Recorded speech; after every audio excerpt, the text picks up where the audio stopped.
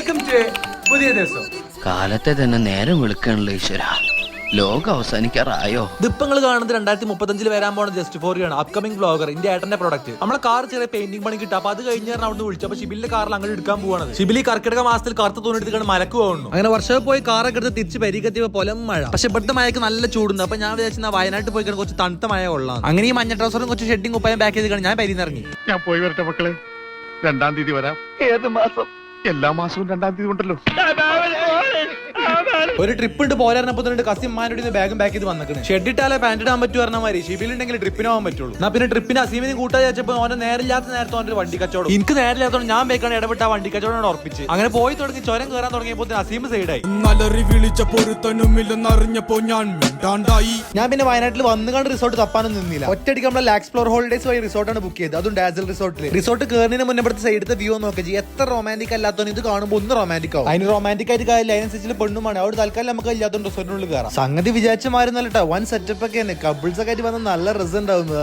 റിസോർട്ടിൽ വന്നാൽ പിന്നെ അവിടുത്തെ സോപ്പും ഷാമ്പും മാട്ടല് കണ്ടോ. അടുക്കളൊക്കെ മേലാണ്. കോണി കയറി പോണോ. അത് മാത്രല്ല 2 ഫ്രിഡ്ജൊക്കെ ഉണ്ടാ. ഒരു തട്ടെന്നല്ല 2 തട്ടാണ്. മേലെ ഒഴിഞ്ഞിരിക്കാനുള്ള ഒരു ഹാളും അതിന്റെ മേലെ ഈ വ്യൂ ഒക്കെ കണ്ട് ചൂടാനുള്ള ഒരു സെറ്റപ്പും. ചെന്ന പാടത്തിന് ഷിബിലു അസീമ് ചായ ഉണ്ടാക്കി കുടിച്ച്. സംഗതി അസീമ് കെമിസ്ട്രി മാഷാണെങ്കിൽ ആ ക്ലാസ്സിലെ കുട്ടികൾക്ക് പോലത്തെ കുട്ടിത്തുണ്ടാവില്ല. വയനാട്ടിലത്തെ പ്രകൃതി രമണിനെ കാണാൻ വൈകുന്നേരം ഇറങ്ങിയത്. അപ്പണ്ട് അടുത്ത് പരിത്തൊരു പട്ടി കൊരോട് കൊരാ. നമ്മളെന്നെ വിട്ടുകൊടുക്കണം. നമുക്ക് തോറ്റ് ശീലമല്ലോ. എവിടെയും ജയിച്ചാലേ ശീലമുള്ളൂ. രാത്രിയായ പിന്നെ എന്താ തുണിയും കുപ്പായം കഴിച്ചിട്ടാണ് പൂളിച്ചാടുക. കുളിച്ചിനെ കൂടെ എന്തിനാ വെറുതെ കുറച്ച് ഉപ്പ് രസം ചേർക്കണ വെച്ചാൽ ആദ്യം തന്നെ പുറത്ത് പോയി മൂത്ര വെച്ച്. ഇജ്ജ് നോക്കിയ എന്ത് രസമല്ല നിലാവത്ത് തണുത്ത വെള്ളത്തിലാണ് കുളിക്കാൻ. ഓരോന്നിന്റെ കാട്ടിക്കൂട്ടിലാണ് കണ്ട ആദ്യമായിട്ട് പഞ്ചായത്ത് വിട്ട് പുറത്തേക്ക് വന്ന മാതിരി. കുളിച്ചിൽ കഴിഞ്ഞാൽ പിന്നെ എന്താ ചിക്കൻ ചുടല്. അതിന്റെ ഇടയിൽ കൂടെ രാത്രി ഒച്ച ഉണ്ടാക്കണ ഈ നായി പോലത്തെ ജന്തുവിനെ കിട്ടിയാൽ കിരികിരി കിരികിരി സാറിന് സൗണ്ട് ഉണ്ടാക്കണ ആള്. Okay sound ഉണ്ടാക്കടാ.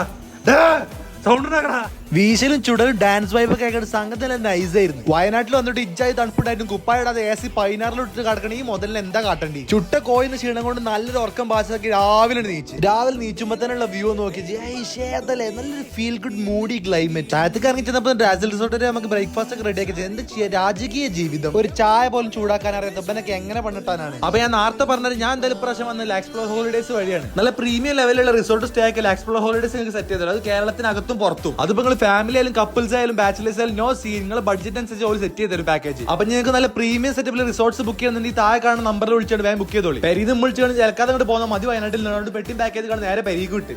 So that's for today. എന്താ ചെയ്യാ എല്ലാവരും ദുആ ചെയ്യാ, ഫോളോ ചെയ്യാ.